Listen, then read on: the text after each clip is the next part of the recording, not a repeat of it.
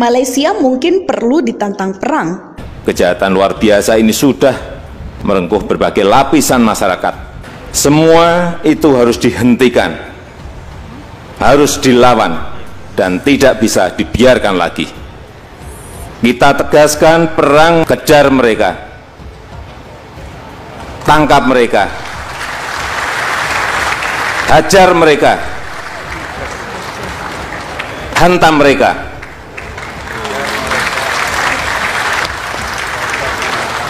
Kalau undang-undang memperbolehkan, dor mereka.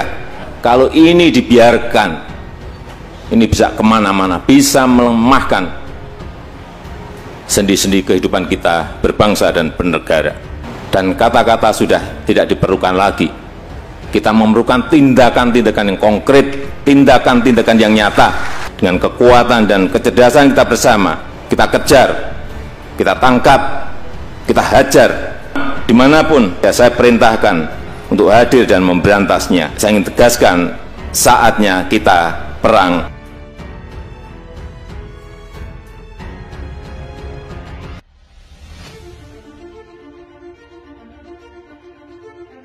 Ketua Direktur Sabang Merauke, Circle Syahganda Nainggolan, berharap Presiden segera bersikap tegas dan menantang Malaysia lewat peperangan agar negara tersebut tidak lagi semena-mena mempermainkan kedaulatan hukum negara Indonesia.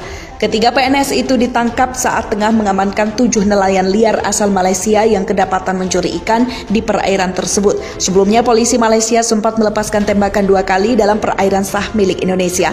Menurut Syahganda, selama ini kehormatan negara ataupun bangsa Indonesia sering diganggu sekaligus dilecehkan secara tidak hormat oleh Malaysia, bahkan diantaranya berupa pencaplokan batas wilayah negara serta penganiayaan fisik pada warga negara Indonesia yang dilakukan pihak Malaysia dengan sengaja dan berlebihan. Ia menganggap aneh mengapa presiden dari bangsa yang besar tidak berani menghadapi Malaysia untuk menantang peperangan. Kalau terus-menerus bersabar, kita hanya akan menjadi bangsa yang bodoh dengan presiden yang tidak berdaya melawan Malaysia, tambah Syahganda. Padahal, kata Syahganda, presiden dijamin Undang-Undang Dasar 1945 untuk menyatakan perang dengan negara lain apabila dianggap telah mengganggu kedaulatan negara.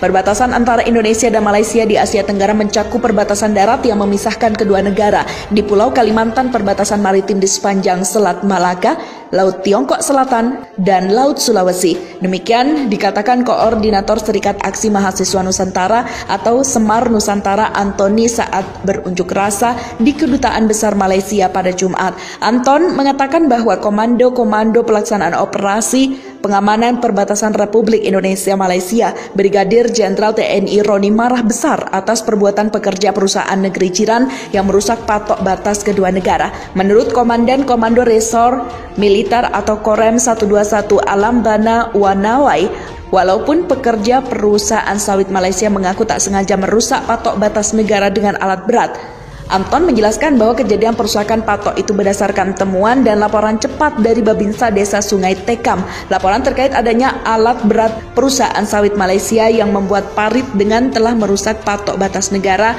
nomor G531 di wilayah Kabupaten Sanggau. Perusakan patok batas negara tersebut diduga dilakukan oknum karyawan perusahaan kelapa sawit Malaysia pada Selasa sekitar pukul 11.00 waktu Indonesia bagian Barat. Kegiatan pembuatan parit di batas negara Indonesia Malaysia mengakibatkan patok batas negara dengan nomor G531 terlindas alat berat yang sedang bekerja menggali parit, terang Anton.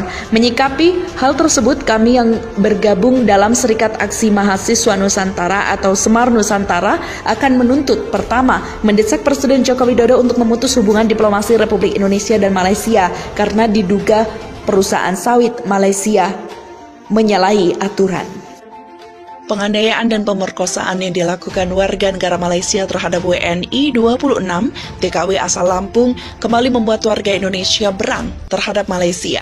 Masa Aliansi Pemuda Ganyang Malaysia dan Masa Benteng Rakyat Demokrasi atau Bendera menilai tragedi tersebut adalah bentuk dari ketidakseriusan pemerintah Malaysia dalam menjaga hubungan baik dengan Indonesia.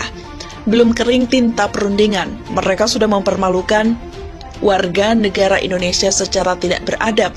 Ini sudah sangat keterlaluan. Kemarin mereka mengambil pulau, mengsengketakan perbatasan, mengaku-ngaku budaya Indonesia, hingga ratusan kali terjadi kasus kekerasan terhadap TKI. Mereka harus dilawan, ujar deklarator bendera Aldian Napitupulu di markasnya Jalan Diponegoro, Jakarta, Jumat kemarin.